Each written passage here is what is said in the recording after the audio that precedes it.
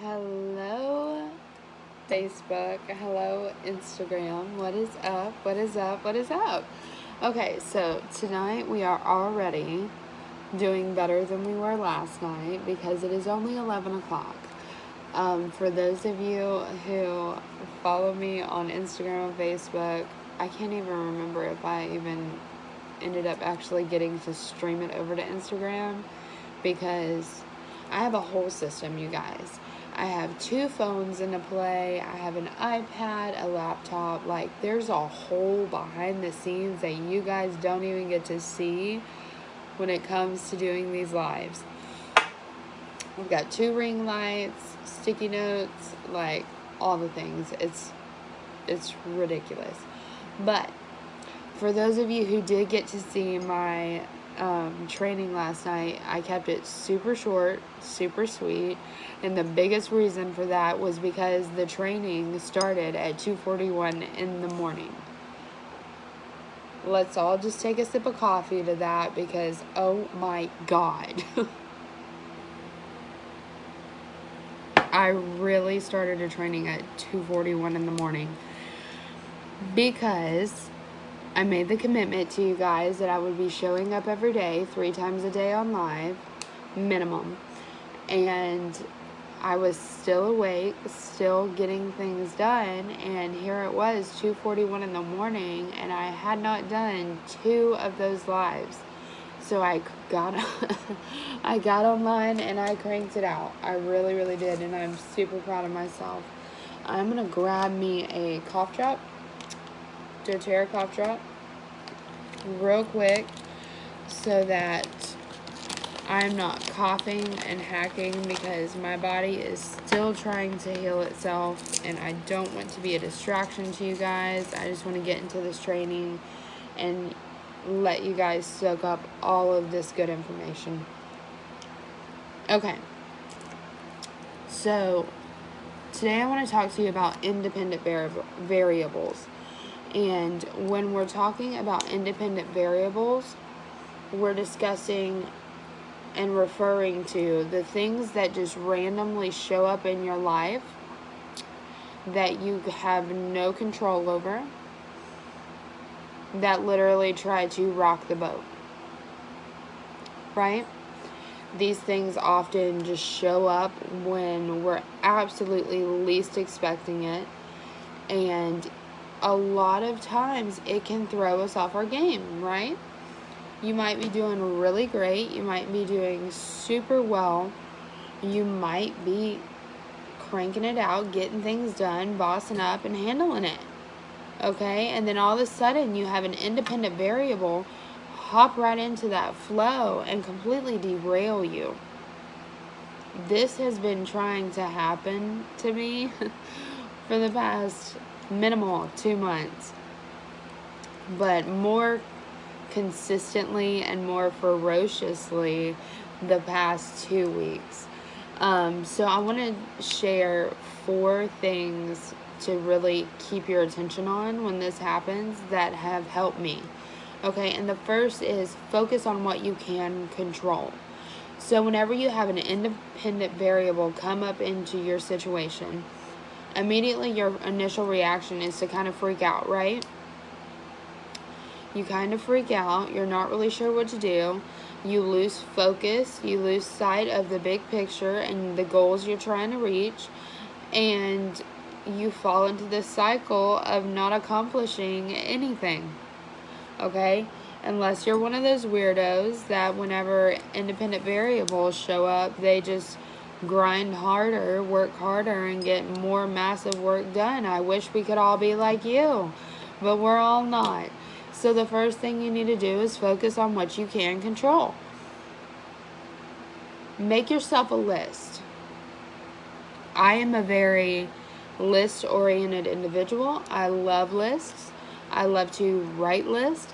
I love to carry them around. I'm a Post-it note gal. I love Post-it notes. Our show notes for today's live is on a Post-it note and it's stuck to the top of my ring light. Okay? Make a list of things that you can control. So when that independent variable shows up in the middle of your flow and tries to completely throw you off your game, you will be able to pull this list out, write out what you're in control of, and focus on that, okay? Just for instance, some things that you are in control of. You're in control of how you react to situations. No one is allowed to take your emotions away from you. No one is allowed to tell you how to feel or how to voice those feelings. Okay? So when we get upset and we lash out and we just have a big old blow up, you might have been provoked to that point, but at the end of the day, you were the one in control of allowing yourself to snap and get to that place. Okay? Other things you might can control. Your routines and your systems. That's number 2. Routines and systems. I preach this to you guys all the time. The value of having routines and systems within your businesses, within your home life, within your individual person, and what you do on your own time. Having systems and routines in place, 1, help you be more efficient. 2, it helps you on days when you just really don't want to do a single thing. It makes it easier for you to get up and do it anyways, even though you don't feel like it, because you have an entire routine laid out and you can literally just go through the motions, tick off the boxes, and still get everything done. Okay? They also help with the independent variables. Whenever we have days where we are just emotional, everything's coming our way, we don't understand what's going on, we can always revert back to the training of our routines, systems, and rituals to help rejuvenate us, to help heal us, to help us release whatever emotions that we're holding because of the situation. Set systems and routines around everything you possibly can. It is a mass misconception that if you are an organized, systematic, routine-driven individual, that you will have no free time. Write this down. Discipline equals freedom. So whenever you are disciplined with how you carry about your days, whenever you are disciplined with the systems that you have in place within your business, whenever you are disciplined with how you choose to show up every single day with your rituals, etc., that's not going to prevent you from going and reaching further and having fun and going out on the town. That's going to free up time for those things. Okay? And the third thing that you need to consider with independent variables is, are you doing self-care and are you grounding yourself? I want you to think about it. Are you taking time to journal? Because I will tell you this, I am an introvert. I am the biggest introvert that I have ever met. I hate to leave my house. I don't like going to work because I have to leave my house.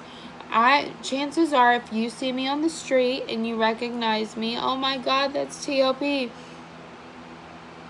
Lovely. I probably won't say anything to you because I'm so shy. You will have to approach me, right? You'll have to come up to me and be like, oh my God, hey, I know you. And then at that point, that breaks my barrier of freak out that I'm probably having in my brain. And then we'll chat, we'll laugh, we'll have fun, we'll take pictures, whatever, and move on. I am a shy, introverted individual. I don't like to tell people about my feelings. So part of self-care for me and part of grounding for me, whenever I am in a place where I have independent variables coming from the left and right, is to journal and take all the feelings that I don't tell other people and write them out. I write them out in detail. Sally called me a B word. My journal gonna know all about it. And my journal's gonna know everything I wanted to say back to her, but chose not to. Find ways to ground yourself. Okay? If you are into therapy, then go get therapy. But you need to have some form of a care for yourself, mentally, physically, and emotionally, so that when situations like this arise, you're not stuck. Right? Okay, and the last thing that you need to consider when independent variables come into your life, especially if it's unwarranted, bless and release. I feel like that is the biggest flex that you could possibly have. Because I want you to follow me for a second. Say somebody comes into your life, they might already be in your life, okay? But say all of a sudden, they start switching it up. All of a sudden, y'all were friends, y'all were talking, things were good, it was Gucci, y'all were vibing. Next thing you know, you hear so-and-so just slung your name right down in the dirt.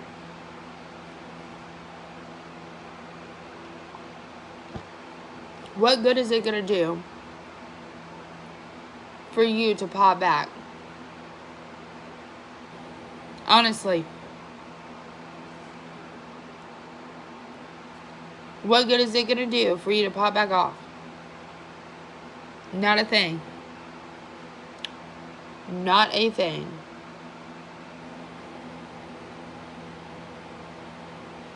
Your biggest flex is going to be ignoring the child's tantrum.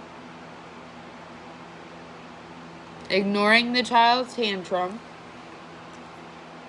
Releasing the tie that they feel like they need to have with you.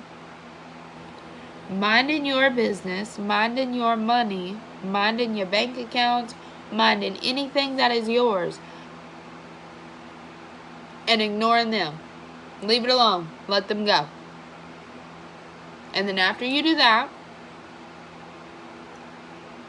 heal it. Heal it. Because unhealed situations like that are what cause the traumatic responses that we have now.